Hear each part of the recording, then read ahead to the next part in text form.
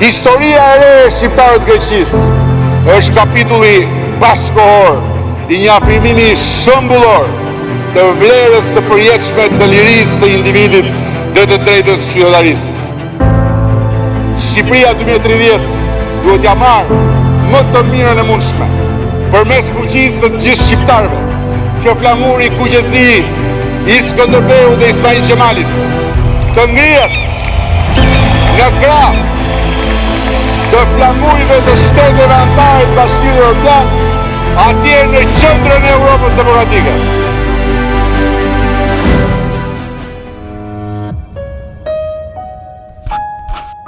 Jeni regjistruar në Greqi që të votoni në zgjedhjet e 11 majit në Shqipëri dhe jeni të shqetësuar dhe të stresuar madje pse zarfi nuk ju ka ardhur akoma, mos u shqetësoni se në një nga këto ditë zarfin do ta merrni në dorë me siguri. Thjesht në vend që t'ja usillte kurrieri në shtëpi, ashtu sikur ishte paralajmëruar, tashmë duhet që shkoni ta merrni vet. Në një nga këto ditë, ndoshta dhe tani që po flasim, juve do t'ju vi një mesazh ose në Viber ose në SMS ose në email, i cili mesazh do të thot pak a shumë që për të marrë në dorëzim paketën e dërguar nga Komisioni i Zgjedhjeve me kod JJD014 etj, do të mund të vini në adresën kaq, jepet numri rrugës, rruga dhe numri, jepet zona, për shembull Neo Iraklio, Neo Faliro, Pire, Kutadiun, në një nga këto orë jep orët nga e hëna deri të shtunën dhe ta merrni. Të njëjtën gjë bëra dhe unë dje në emision ju thash që më kishte mbritur ky mesazh, sot para dite shkova në adresën që thoshte mesazhi dhe siç e shihni e mora zarfin në dorëzim. Ky është zarfi dhe këtu bashkë me ju unë tani do ta hap dhe do të shoh se si do të plotësohet fleta e votimit dhe si zarfi do bëhet gati për të nisur përsëri.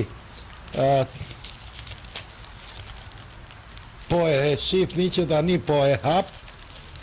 Këtu ka emrin dhe adresën time dhe barkodet e nevojshme. E hap zarfin.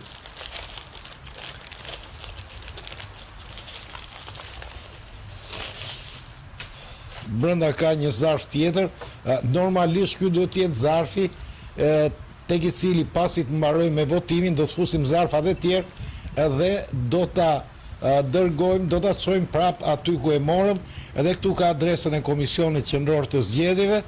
Komisioni Qendror i Zgjedhjeve, rruga Ibrahim Rugova numër 4, 1007, Tiranë, Albania. Kjo pra është adresa e KQZ-s. Ka një fletush me udhëzime për procedurën e votimit për zgjedhësit nga jashtë. Thotë që brenda zarfit të shërbimit postar do të gjeni zarfin për kthimin e fletës së votimit në KQZ, fletën e votimit të palosur brenda zarfit A. Ky është zarfi A dhe këtu brenda ndodhet fleta e votimit dhe ky është zarfi B. Do themi pse janë këto dy zarfe. Vazhdojmë me instruksionin. Plotësimi i konfirmimi i marrjes së zarfit rekomandohet, nuk është e detyrueshme. Hyni në llogarinë tuaj thot në perë dhe konfirmoni marrjen e zarfit postar. Vim tani te plotësimi i fletës së votimit. Para plotësimit të fletës së votimit, mbaj në vëmendje, mund të votosh pra të plotësosh fletën e votimit në mënyrat si vijojnë. Dhe tregon këtu me figura, e shihni dhe në ekran, vetëm për partinë ose vetëm për koalicionin e partive. Në këtë rast vota jote llogaritet vetëm për partinë apo koalicionin që ke zgjedhur. Vetëm për një nga kandidatët emrat e cilët gjenden në listën e hapur. Në këtë rast vota jote llogaritet vetëm për kandidatin që ke zgjedhur, por njëkohësisht llogaritet edhe për partinë apo koalicionin të cilit i përket ky kandidat. Kujdes, nuk mund të votohet për një parti koalicion dhe njëkohësisht për kandidatin e një partie koalicioni tjetër. Ja u kemi thënë përsëri, nuk mund votosh për Parti Socialiste të Azëm dhe ka një kandidat Partisë Demokratike, apo janë asjelta, apo për partinë Mundësia të Agron Shehaj dhe vë një kandidat të Partisë Socialiste apo të Partisë Adriatik Llapajt, kuda diun. Do përdorë shenjën X ose plus brenda kutisë së bardhë për bri numrit të partisë, koalicionit apo emrit të kandidatit, përdor vetëm stilolaps me ngjyrë blu ose të zezë. Mos bëj asnjë shënim tjetër në fletën e votimit, për ndryshe ajo është e pavlefshme. Pastaj të udhëzon se si të vendosësh fletën e votimit në zarf. Pasi keni plotësuar fletën e votimit në një nga mënyrat më sipër, ripaloseni atë dhe futeni në zarfin A, në të cilin duhet futni vetëm fletën e votimit dhe sigurohuni ta ngjisni. Atëherë e vën fletën e votimit brenda zarfit B, zarfi A më fali, e vëm fletën e votimit këtu, pastaj marrim zarfin A e vëm këtu. Doja të tregoj dhe unë pasi të votoj, ose më mirë do mendoj se për këtë votoj, nuk po i bëj këtu para jush. Fut zarfin B brenda zarfit shërbimit postar, kontaktoni kurierin e shërbimit postar për të dorëzuar zarfin. Keni parasysh që ndalohet çdo shënim mbi zarfin A dhe mbi zarfin B. Ju këshillojmë që ta postoni zarfin brenda 3 ditësh nga marrja e tij, me qëllim që ai të mbrijë në Republikën e Shqipërisë jo më vonë se ora 19 e datës 11 maj 2025. Posta e kthimit është e paguar nga KQZ. Atëherë, ky zarfi A që ka fletët e votimit. Zarfi është prej kartoni për të siguruar fletën e votimit sa më mirë. Dhe këtu kemi komplet listën, kjo është fleta e votimit, lista me kandidatët dhe me koalicionet dhe mbrapa ka dhe vullën e KQZ-s. Atëre kemi e gjithsej 11 parti dhe koalicione dhe për këto ka 1, 2, 3, 4, 5, 6, 7, 8, 9, 10, 11, 12. Për se cilën parti dhe koalicion ka nga 12 kandidat, 1, 2, 3, 4, 5, 6, 7, 8, 9, 10, 11, 12. Pra, do votoni, shkojmë të një nga partit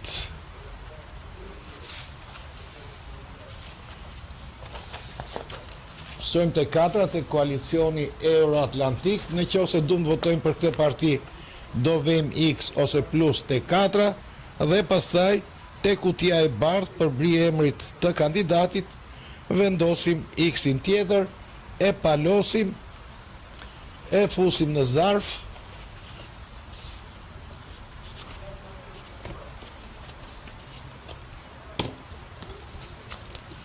e mbyllim zarfin, e marrim pastaj e vendosim të zarfi B,